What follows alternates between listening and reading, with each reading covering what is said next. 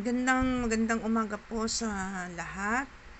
Patuloy na ikaw tayo po ay nagpapasalamat sa Panginoon dahil eto gising na tayo at malakas, di ba, may buhay at malakas tayo na binigay ng Panginoon para sa atin sa araw nito.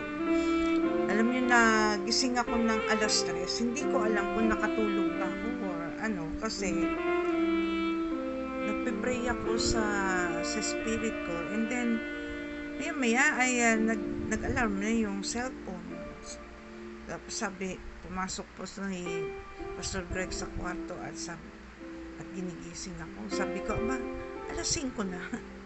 Ang bilis ng oras, at parang hindi mo to namamalayan. At nung Monday ay unang araw ng pagbubukas ng klase. Nung unang araw po ay maganda ang takbo ng panahon, no?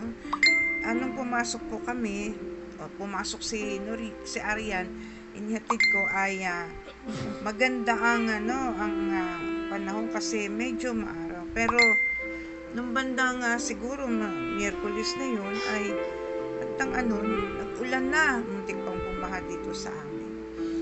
And then kahapon ay hindi siya umulan maghapon. So maganda ang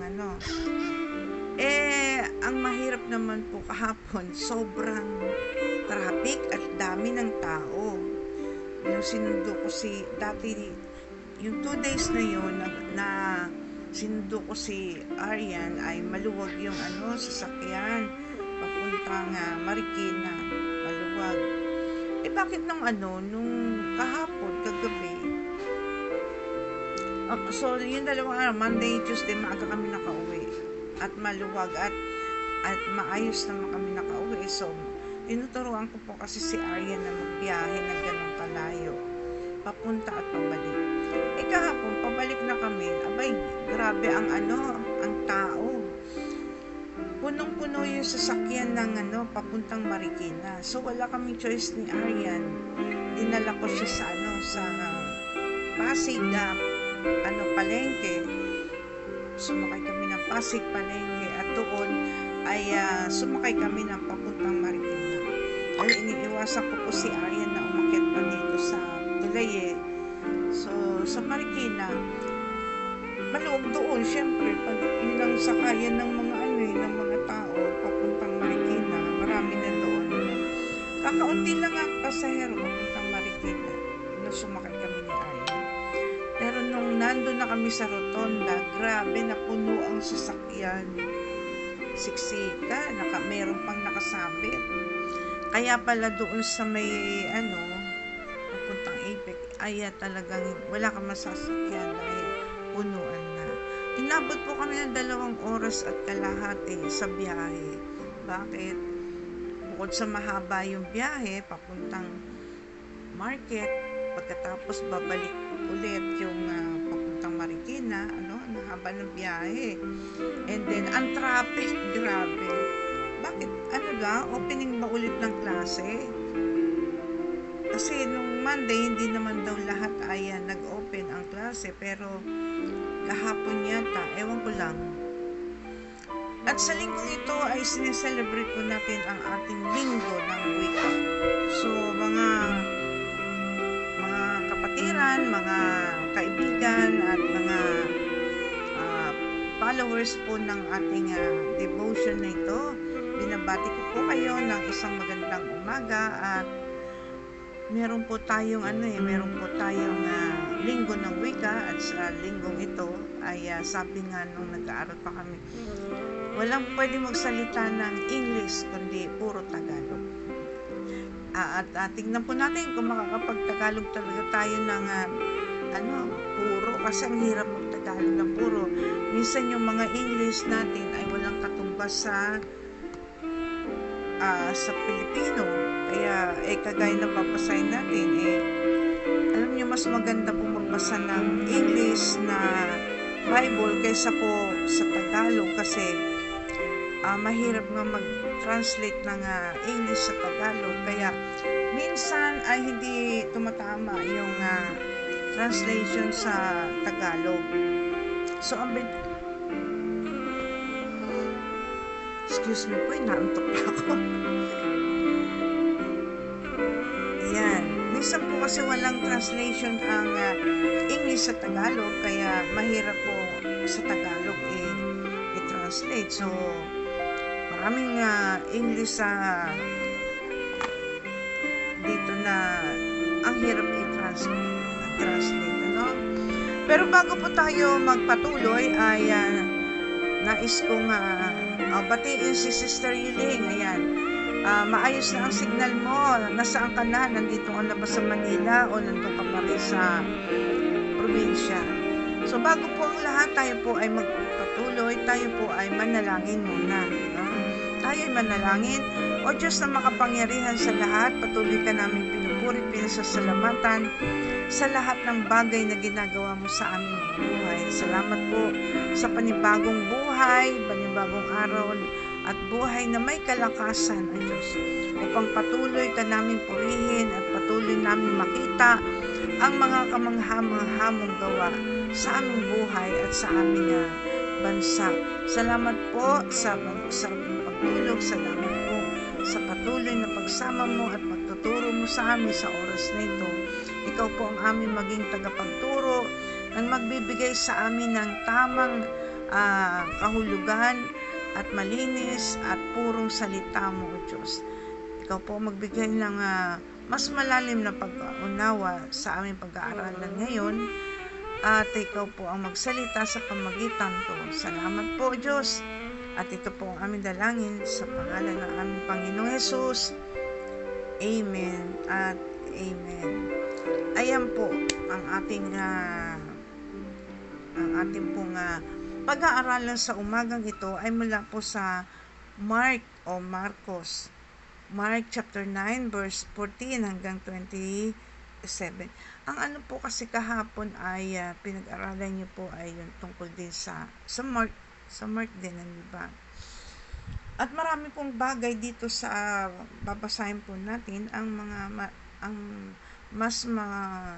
maraming karanasan. Alam niyo, marami po kaming karanasan dito sa mga babasahin natin at pag-aaralan natin ngayon. Ang sabi po dito, basahin na po natin sa Mark, mula sa Mark chapter 9, mula sa verse 14, sabing ganon. May title po ito, may subtitle po siyang All Things Possible. Sabi po, when they came back to the disciples, they saw a large crowd around them and some scribes arguing with them. Immediately, when the entire crowd saw him, they were amazed and began running up to greet him, and he asked them, "What are you discussing with them?" And one of the crowd answered him, "Teacher, I brought you my son, possessed with a spirit which make him mute. And whenever it seizes him, it slams him to the ground, and he foams at the mouth, and grinds his teeth and stiffens out. I told your disciples to cast it out, and they could not do it." And he answered them and said, "O unbelieving generation, how long shall I be with you? How long shall I put up with you? Bring him to me." They brought the boy to him.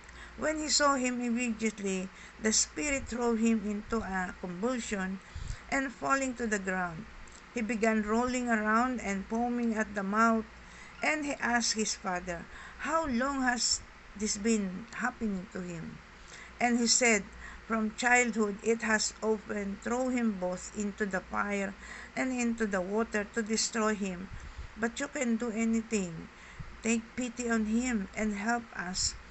And Jesus said to him, "If you can, all things are possible to him who believes." Immediately, the boy's father cried out and said, "I do believe, help my unbelief."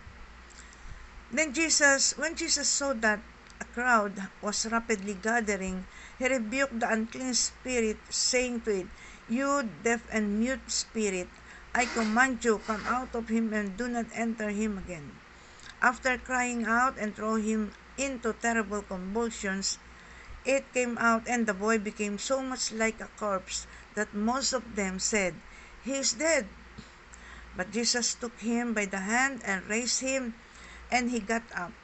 When he came into the house, his disciples began questioning him privately. "Why could we not drive it out?" And he said to them, "This kind cannot come out by anything but prayer." Ayan po ang ating text sa umagang ito. Ang sabing, all things are possible. Lahat daw ng bagay ay posible na mangyari. Side ko sa inyo, di ba? Si Moses, meron po siyang tungkod, di ba? Sabing ganun paano sila tatawid doon sa dagat na ubod ng lalim at ubod ng lawak? Paano sila tatawid doon para hindi sila kuhanin o mahuli, madatnan ng mga Egyptian soldiers, di ba?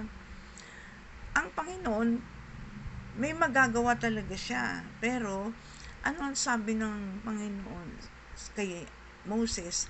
Ano yung hawak mo? Kahit na siya yung 10 na, yung sumpa ng Panginoon o yung curse sa harap ni Pero, 10 yun, di ba? Lahat yun ay ginawa ni Moses, hindi lang, nung sinabi ng Panginoon, ginawa ni Moses yun. Naging posible lahat, di ba? At doon sa dagat, anong meron si Moses? Yung kanyang lang staff. At nung kanyang ginanyan, kanyang, anong tinawag doon? Idinaw daw doon sa tubig. Bumuka yung tubig, di ba? Nahati ang tubig. So, possible. Pero, possible ba talaga na gawin yun? Ano sabi ni Jesus? Posible na mangyari para doon sa mga totoong naniniwala. Hindi basta-basta. Kailangan meron siyang sangkap ng pananampalataya, ng paniniwala. Kaya ba ni Jesus na gawin ito? Kung naniniwala ka, ay magagawa niya po yun. Kasi tao lang si Jesus noon. At example lang po si Jesus sa lahat ng bagay na pwede nating gawin. Ang mahirap lang kasi nilalagay natin sa lugar, direct inumin, na ang Diyos lang ang pwedeng gumawa. Paano ang kagaya niya, nasa langit ang Panginoon, ang ating Ama, bababa pa siya para gawin yon?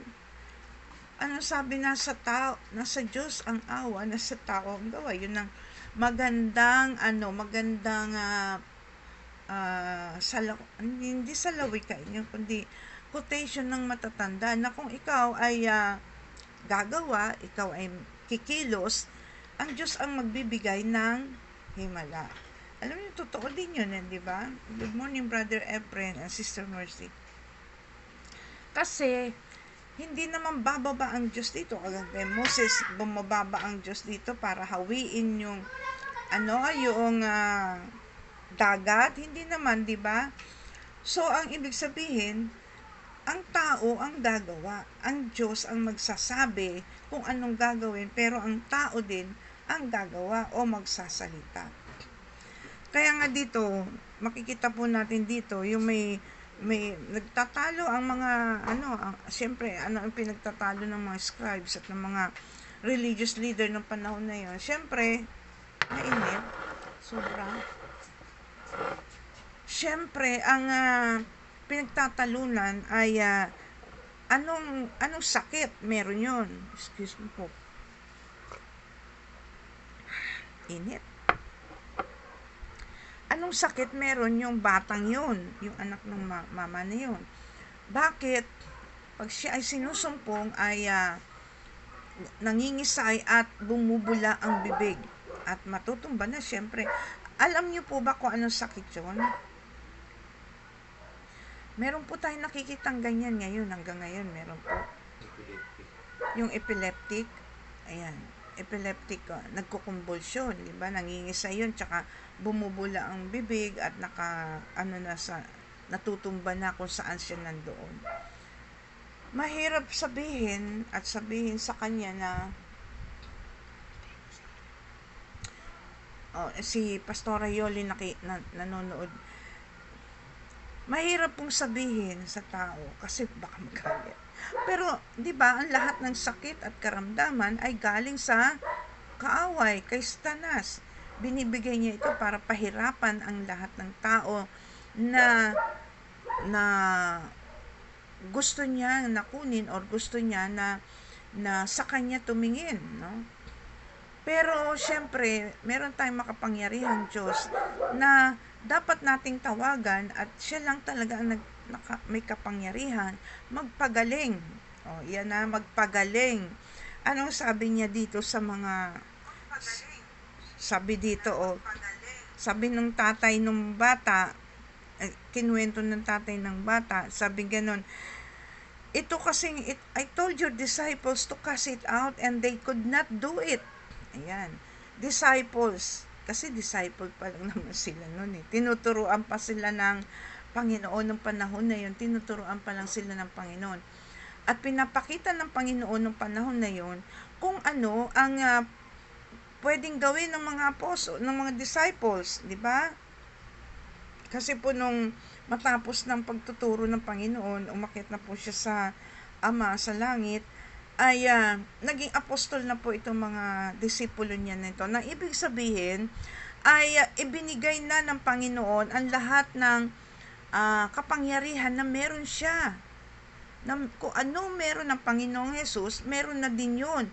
Kasi naturuan niya na. Ano ba ang ibig sabihin ng disciple?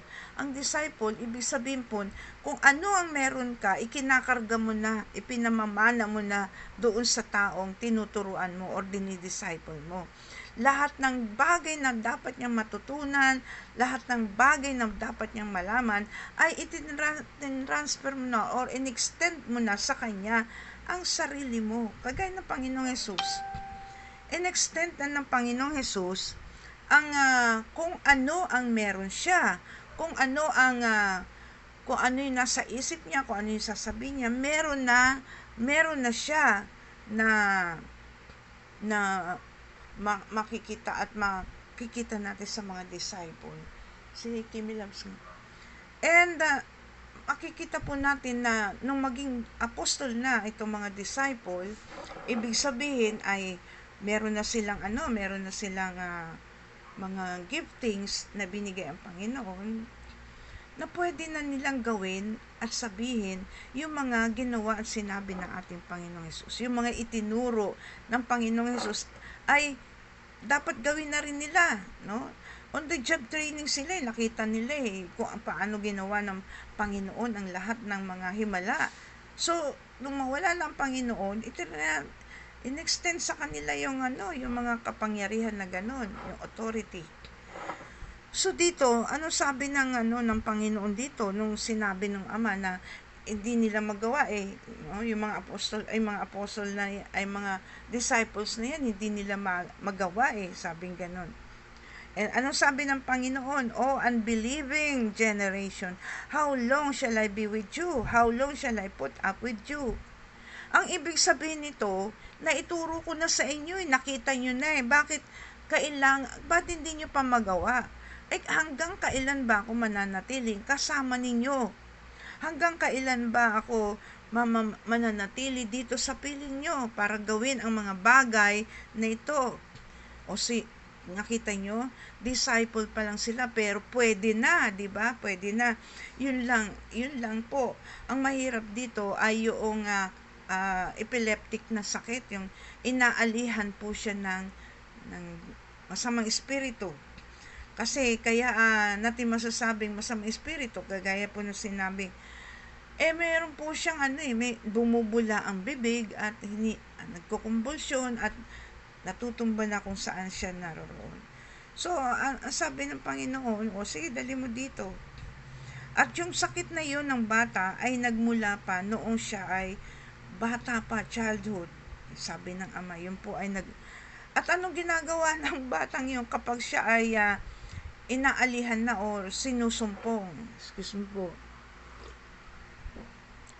Ang ginagawa ng batang yun, itinatapon niya yung sarili niya sa apoy at sa tubig para para mawasak yung batang yun or masira ang buhay ng batang yun o talagang mamatay na yung batang yun at humingi ng tulong yung kanyang ama. Kaya sabi ng Panginoon, tingnan niyo po ang sinabi ng Panginoon if you can, kung kaya mo, sabi niya, hindi sa lahat ng tao, syempre, if you can, sabi ganon, all things are possible to him who believes.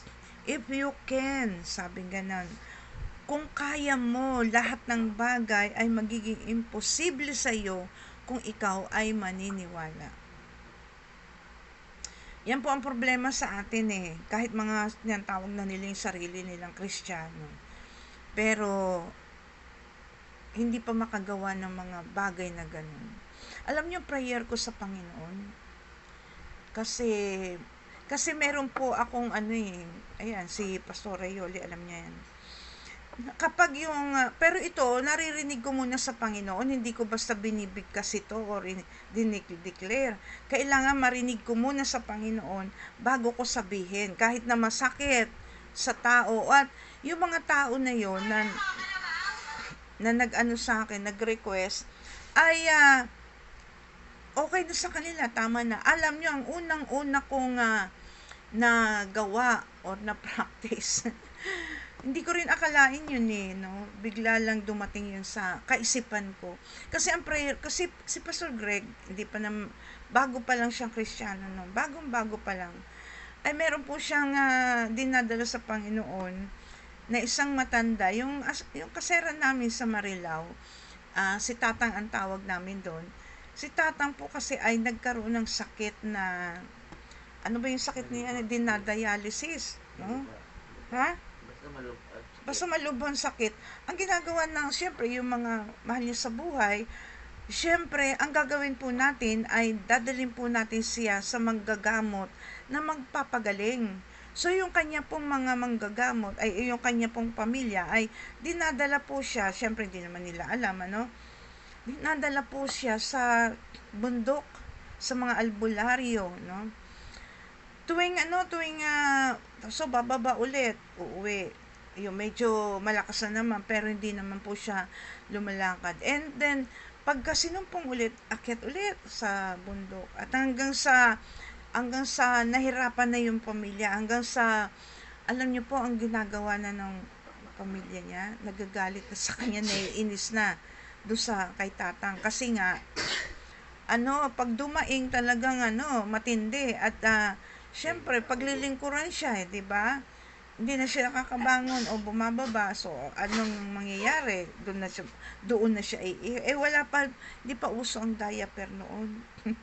Yung diaper, kahit yung diaper na pang baby, hindi pa uso noon.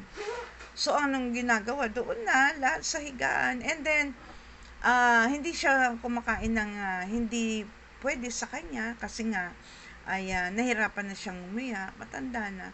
And then anong nangyari doon sa matanda na yun? Nung huling punta niya, yung huling punta niya po doon nauubos na rin yung kanilang pondo. Kasi kahit may tindahan sila na kumikita, syempre gumagastos po sila, nagbabayad din po sila, araw-araw o isang linggo, nandun po sila sa bundok. Syempre, ang pagkain nila doon, ang kanilang sagutin, hindi na masasagutin yun ni Dr. Kwak-Kwak, di ba? So, nauubos na yung kanilang pondo na kinaiinis, kinaiinis ng kanyang pamilya. And then, dumating po sa punto, so, yung huling punta niya, din nakauwi na siya.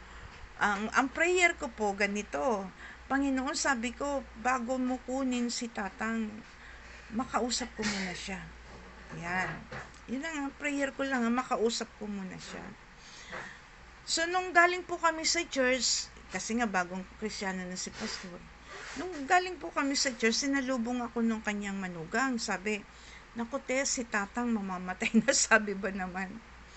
Naku, nag-alala. Pero pagkatapos ng simba namin, dapat meron kaming Bible study doon sa Quezon City. Saan ba yun?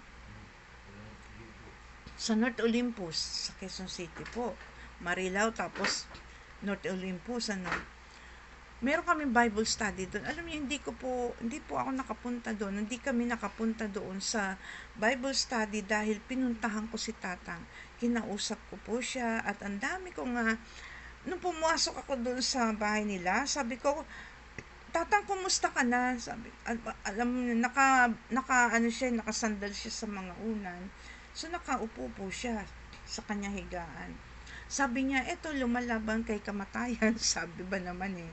So, nung ano po yan, nung kinausap ko na po siya, lahat na, pati si Hezekiah, ay naging example ko na sa kanya na, kasi gusto niya ma-extend ang buhay niya para daw makahingi siya ng tawad sa kanyang mga mahal sa buhay. Sabi ko, hindi na pwede, Tata, wag ka nang humingi ng tawad kasi pag ikaw ay nabuhay na muli, sabi ko sa kanya, ay mas lalala ang iyong kasalanan. Kagaya na Hezekiah nga, and humingi ng extension ng buhay niya. So, ano ang kanya ikinamatay? Hindi maganda. Sabi ko, wag na. Ang dami kong kinuwento, mga Bible stories ng Old Testament, ay kinuwento ko na pati yung sa Panginoong Jesus. And at the end, alam niyo, habang nagkukwento ako sa kanya, pababa ng pababa, humihiga na siya unti-unti. Humihiga. So sabi ko po sa kanya, Tatang, umuwi ka na doon para mas makapahinga ka na at wala na yung sakit mo. Sabi ko, makapahinga ka na pati ang pamilya mo. Umuwi ka na sa ating Diyos. Alam po ninyo, nung sinabi ko po yun, nakahiga na siya. Hindi na po siya makapagsalita. Gumaganon na lang. So sabi ko po doon sa pamilya niya na nakapalibot sa amin, ay humingi na sila ng tawad doon kay Tatang. At si Tatang, sabi ko, patawarin mo rin sila kung ano man ang nagawa nilang hindi maganda sa iyo. So, lumapit na yung kanilang yung kanyang pamilya, nag-iiyakan na, syempre, mamamatay na eh. At humingi na sila ng tawad.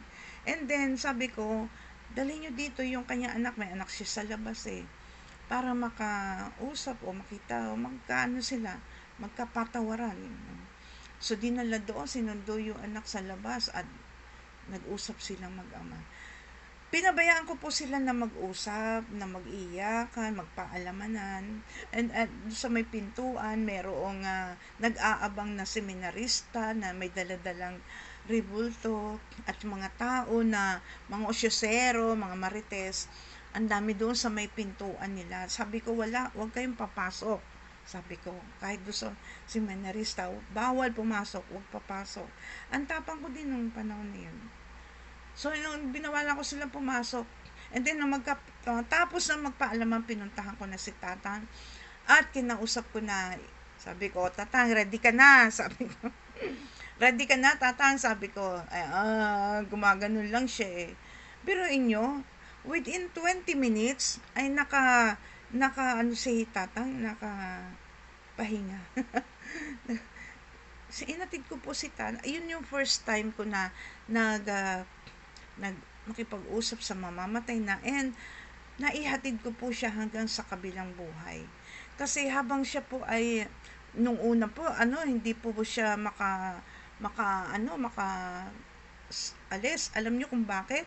Nakita ko po na ang laki-laki ng kwintas niya, na ang laki-laki ng krus, ganyan kataas, no? Ang laki ng krus na ang naglagay ay yung albularyo.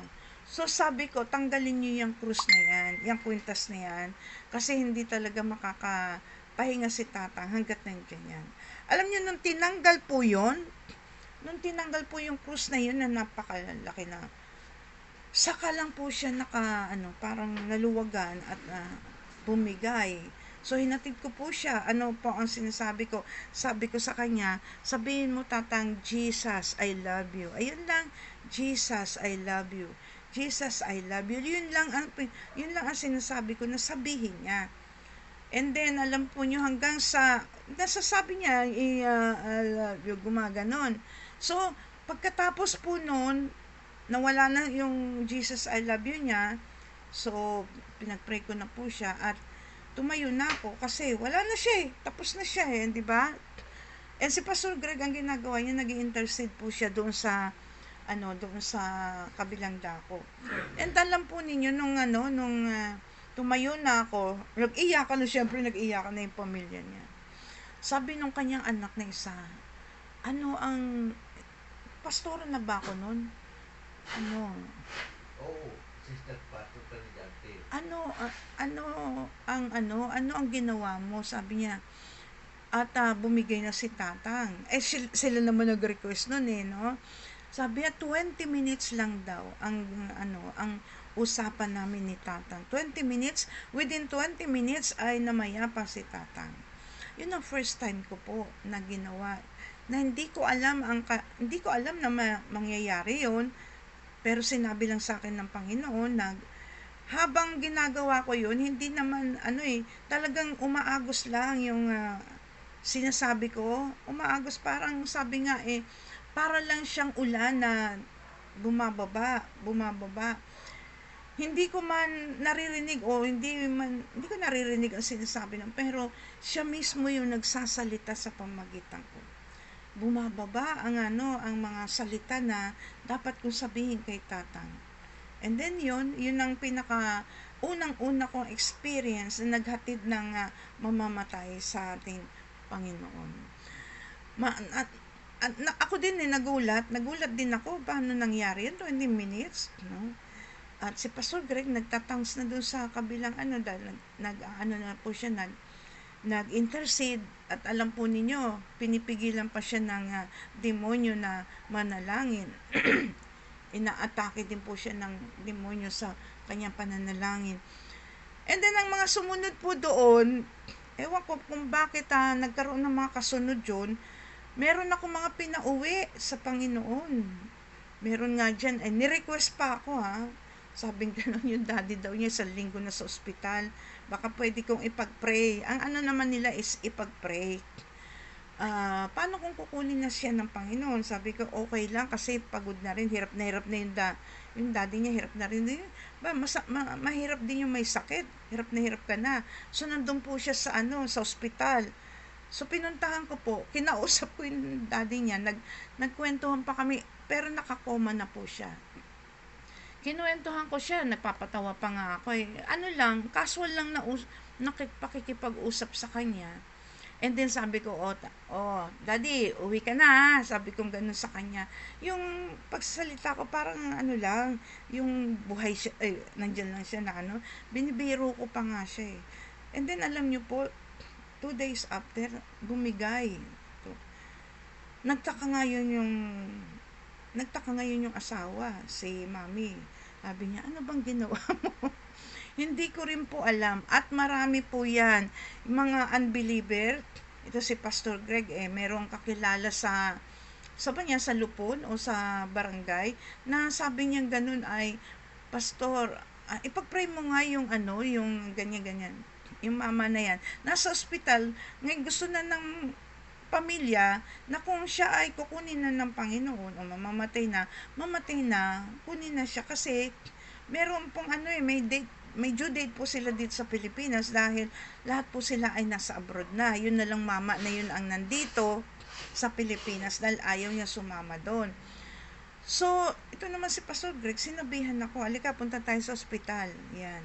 At pag-pray mo itong tao na to kasi yung pamilya niya paalis na 1 week. So, madaling pag namatay na yun, alis na sila agad. No time para mag-morning pa sila at yung siyam.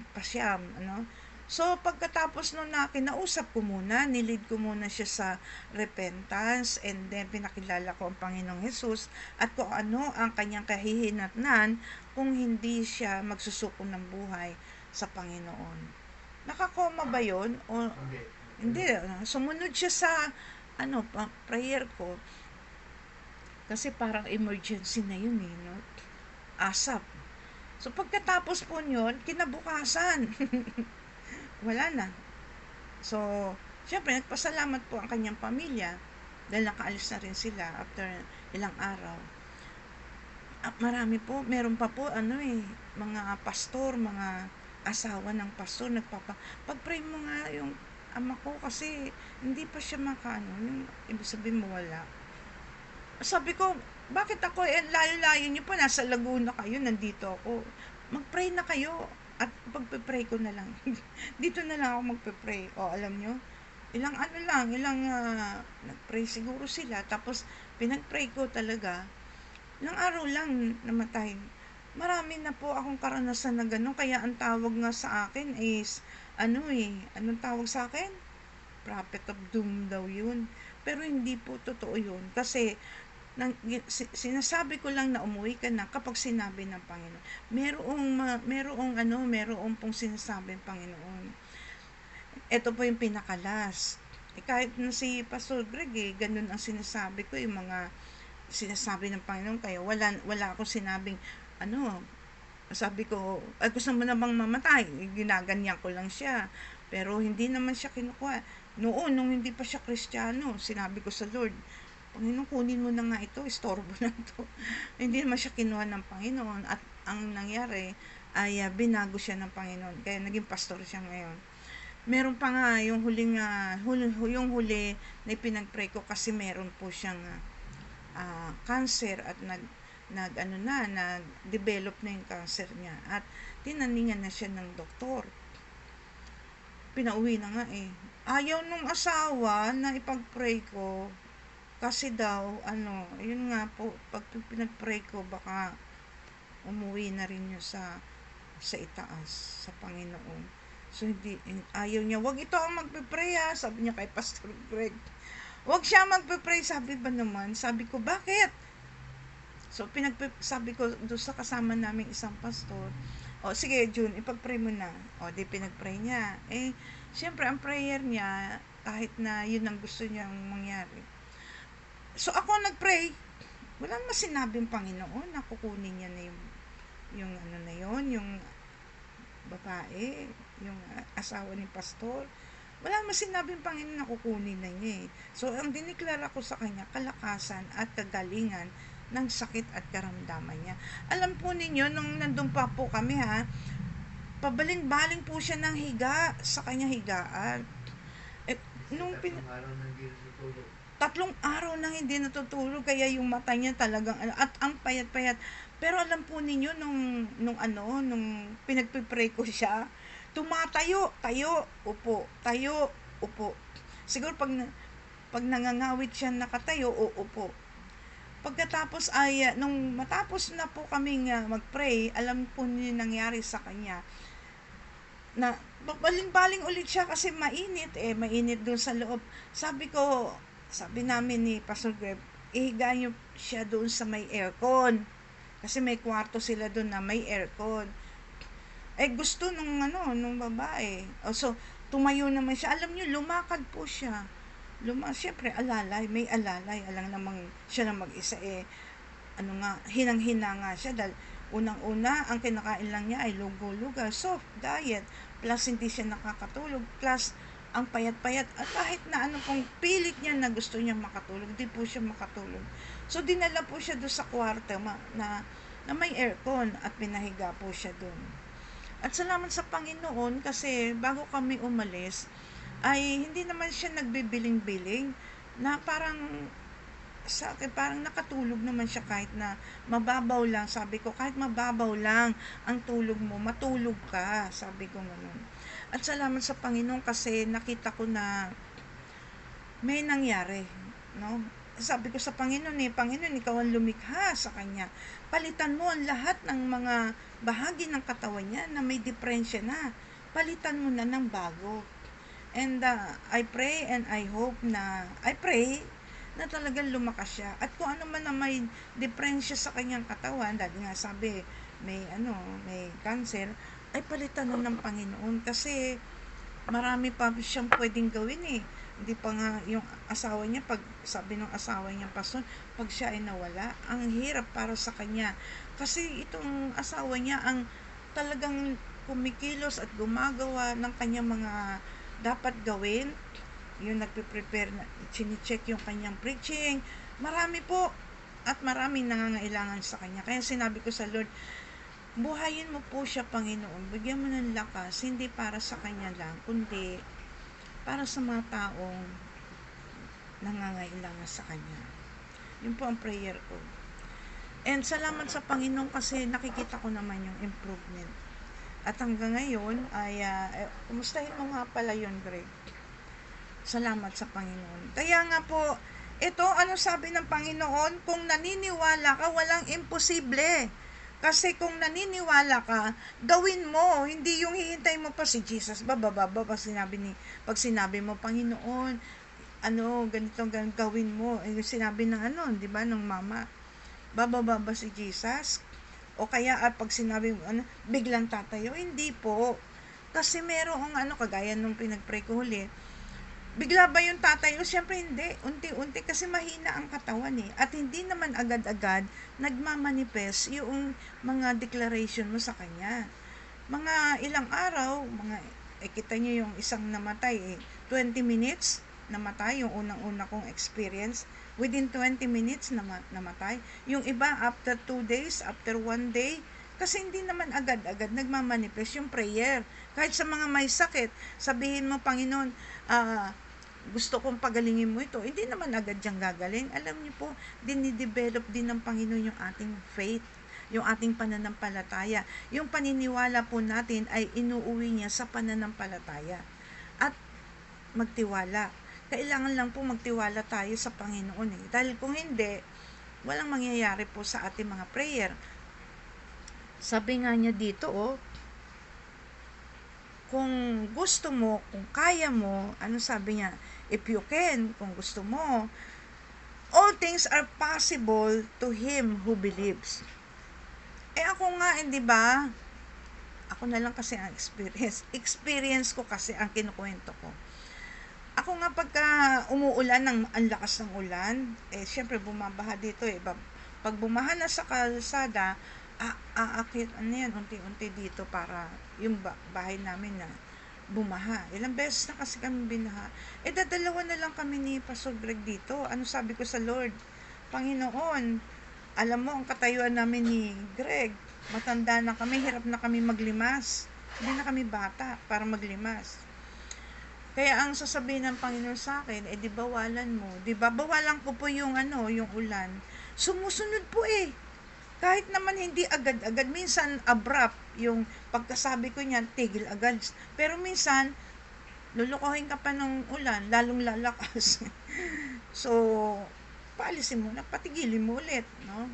At sinasabi ko nga sa kanya, dun sa ulan, na hindi namin kaya maglimas ni Pastor Greg. Kaya tumigil ka na sa pangalan ni Jesus. Hindi ko naman siya sinisigawan, At tinuturuan ko si Pastor Greg na gawin din po yun, yung bawalan yung ulan. Ang galing po ng Panginoon, alam nyo, pinapractice ko po kasi yung sinasabi ng Panginoon na more than this you can do. You can do more than this kapag siya ay umakyat na sa langit. Kasi uwi na siya sa Ama at sasabihin niya sa Ama na gawin yun. Halimbawa, sinabi kong, tumigil ka na ulan, ganyan. Pero alam po niyo, sinasabi mo niya sa akin ng Panginoon bago ko sabihin, tumigil ka muna ulan, ganyan. So, ang gagawin ng Panginoong Yesus, sasabihin niya kay Ama na patigilin mo na, Ama, yung ulan. Di ba? So, ang nangyayari, patitigilin ng Ama, ayon doon sa aking declaration, ganun ang Panginoon Kung ang meron si Jesus, ganun din tayo. Siya yung ating panganay na kapatid. Huwag niyo pong gawing ama si Jesus. Siya ay kapatid na panganay. Anong sabi po sa Hebrews? Basahin niyo ang Book of Hebrews, chapter 1 yata, yung sinabi na, o chapter 2. Na ang Panginoon, kung anong meron ang Panginoong Jesus, meron din tayo. Kung anong meron ang Ama, meron din ang Panginoong Jesus. Kita niyo yan? So, kapag tayo po ay naging disciple, dapat na disipulo ng Panginoon, excuse me po, kung ano yung mana niya sa Ama, mana din natin. Siya nga, and double portion siya. Yung isang portion ay nasa atin. Bakit double portion siya? Kasi yung isang portion niya ay binigay niya sa atin. And kung ano ang kapangyarihan ng Panginoon Jesus, meron din tayo. Alam niyo minsan, excuse me po, Minsan ang mga nagsasabing Kristiyano sila, sila pa ang takot eh. Minsan nandun po kami sa Marilao, meron po nagkwento na pinapalayas niya ang demonyo dun sa katawan ng inaalihan. Alam niyo, sabi niya, lumayas ka in Jesus name. Yan na, Bible school student po yan. Lumayas ka in Jesus name. Lumayas ka in Jesus name. Kagagano niya, maya-maya ang sabi niya, lumayas ka, Jesus. Lumayas ka, Jesus. Si Jesus ang pinapalayas na. Bakit? Wala yung, alam niyo yung yung paniniwala at pananampalataya. Kapag ikaw ay naniniwala at nananampalataya, yung iyong prayer, huwag mong kokontrahin. Kagaya ng mga misis, sa hirap nila sa kanilang mga asawa, nagpe-pray naman sila, Panginoon, baguhin mo na yung aking asawa. Yan, sa mga nagsasabing Kristiyano sila, yan ang madalas na, baguhin mo na po ang aking asawa o yung aking anak o whoever. Tapos pag nag-away sila, ang sasabihin, wala ka na talagang pagbabago. Ganyan ka na talaga. Kinontra mo yung prayer mo. So, ano in-expect mo? Mangyayari yung prayer mo magbago? Siyempre hindi. Sinabi mo, ganyan na lang siya eh. Wala na magagawa, ganyan na siya eh. Kinontra mo yung prayer mo eh. Diba? Kaya pag tayo po nagpe-pray, consistent dapat tayo sa prayer natin. Hindi yung nag-pray ka ng ganito, pagkatapos mong pray, sasabihin, ibibigay kaya ng Panginoon? Wala eh, no? Hindi ka naniniwala sa bagay na yun. So, if you can, all things are possible to Him who believe. Ang lagi natin kasi iniisip, all things are possible to God. Sa iyo din, all things are possible if you believe. No, 'di ba? Napakaganda po ng kung si Jesus ay tagapagmana ng heaven and earth, tayo rin po. Ano sabi doon ni Pablo sa Philippians? Si Jesus ay nakaupo sa kanang upuan ng Ama. Si Jesus po yun, ha? Asan tayo uupo? Tayo na mga mananampalataya, tagasunod ng ating Panginoon. Saan tayo uupo? Ang sabi ni Pablo, doon din sa kanang upuan ng Ama. Nakaupo na si Jesus dun eh. Anong ibig sabihin nun? Kasama natin si Jesus na uupo doon. Kaya nga tayo tinawag na one body in Christ kasi isang katawan lang po yan. Si Jesus ang ulo at tayo ang katawan. Lahat tayo na nananampalataya at sumusunod sa Panginoon, disciple, yung faithful disciple ng Panginoon, ay naging one body lahat po yan. At karugtong po yun, yung ulo ay ang ating Panginoong Jesus. Kaya nakaupo tayo sa kanang upuan ng Ama. So, tignan nyo, tagapagmana ang Panginoong Jesus ng royalty, tagapagmana rin tayo.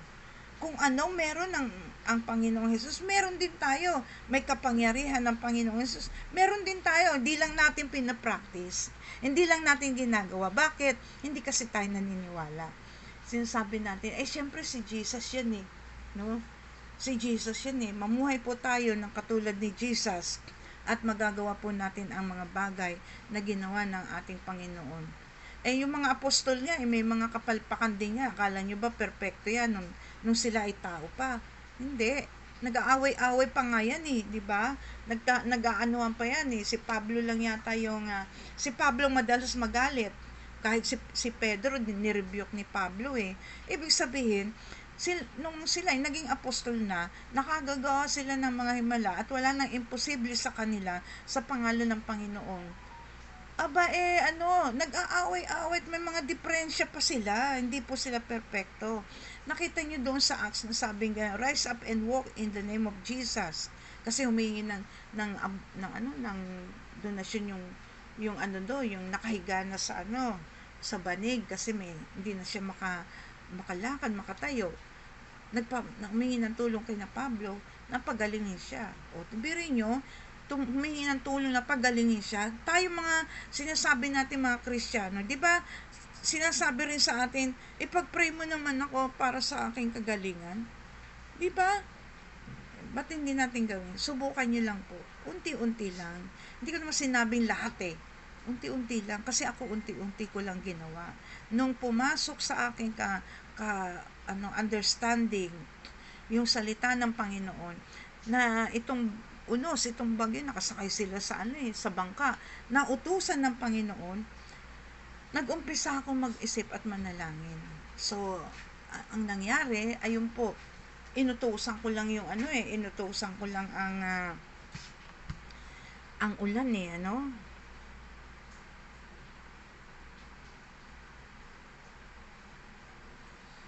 inutusan ko lang ang ulan, ayun na, 'di ba? At tumitigil naman, sumusunod. Minsan nga sinubukan ko kasi sabi nitong asawa ko matraffic kasi, sabi niya, utusan mo nga yung traffic na mahawi.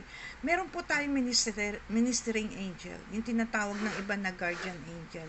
Kung tayo po ay nagsuko na ng ating buhay sa ating Panginoong Jesus, meron po tayong naka-assign na ministering angels sa atin. Basahin niyo po yan sa Hebrews. Yung ministering angels na yan ay sa ministering angel po na yan ay pwede mo po siyang utusan, pero hindi mo pwedeng sigawan. Sabihin mo lang, ministering angel, pakihawi. Sabi ko, ministering angel, pakihawi mo yung traffic para makalusot kami.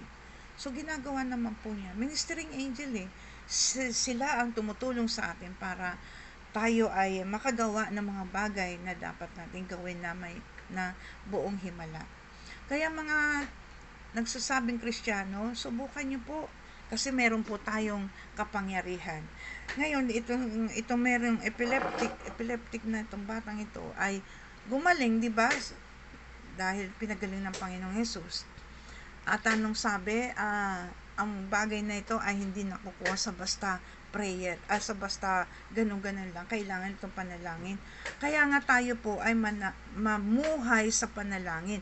Maging lifestyle natin ang pananalangin. Dahil kung hindi, bigla na lang may nag-rise up na issue dyan o problema. Paano ka magre-react doon? Uwi muna ako, magpe-pray muna ako, ganon? Hindi po. Kung ikaw ay puspos ng panalangin, kung ikaw ay ang lifestyle mo ay manalangin, kahit naman anong oras, kahit saan ka, pwede mong kausapin ng Panginoon, pwede pong mangyari yung sinabi ng Panginoon dito. Na lahat ng bagay magagawa, itong mga ganito ay magagawa lang po yan kapag ikaw ay nanalangin. Yung ibig sabihin po, ikaw ay punong-puno ng panalangin. Tayo po ay manalangin. O Diyos na makapangyarihan sa lahat, patuloy po ka namin pinasasalamatan at patuloy na pinupuri ka namin, Ama, sa mga bagay na ginagawa mo sa aming buhay. Salamat po sa oras na ito na sa iyong mga salita ay binigyan mo po kami ng kaunawaan na kung anong meron ng aming Panginoong Jesus, meron din po kami. At kung ano ang himala na pwedeng gawin na gagawin ng aming Panginoong Jesus, ay pwede rin po namin gawin yun sa pangalan ng aming Panginoong Jesus, siyempre. Maraming salamat po, Ama, at sa umagang ito ay patuloy na dalangin ko ang lahat ng may sakit at karamdaman, lalo na po si Pastora Celia Hernando na sa ngayon po ay dadalhin daw sa ospital. I pray, Lord God, na patuloy mo po siyang itayo. Ano man ang plano mo sa kanyang buhay, ikaw lang po ang nakakalam. But I pray, Lord, na maging malakas po siya, O Diyos. At sa pangalan ng Panginoong Hesus, ang demonyo na yan na nagbibigay ng sakit sa kanya sa pangalan ni Hesus, ay pinalalayas ko at pinapalayas ko at pinapupunta kita sa pinakamalalim na bahagi ng dagat. At ikaw, na sakit, ikaw man ay cancer o ano paman, sa pangalan ni Hesus, Lord, yung kanyang liver, yung kanyang kidney, ay patuloy na ikaw ang mag-ayos, yung kanyang mga cancer cell. Ikaw po, Panginoon, ang magbigay ng panibagong sigla sa kanyang katawan, bagong parte ng kanyang organs ng kanyang katawan. Salamat po, Panginoon, dahil may plano ka sa kanyang buhay. At anuman po yun, bigyan mo po, Panginoon, ng assurance ang lahat kung anuman ang iyong maging kalooban para sa kanya. Salamat din po, Panginoon, sa mga nangangailangan, lalo na sa provision na patuloy na ipagkaloob mo sa bawat nangangailangan, lalo na sa panahon na ito, Panginoon, na pasukan na ng mga bata. Patuloy na ikaw po ang tumugon. Ano man ang pangangailangan, physical, mental, emotional, material, at lalong-lalo na, Panginoon, ang spiritual needs nila.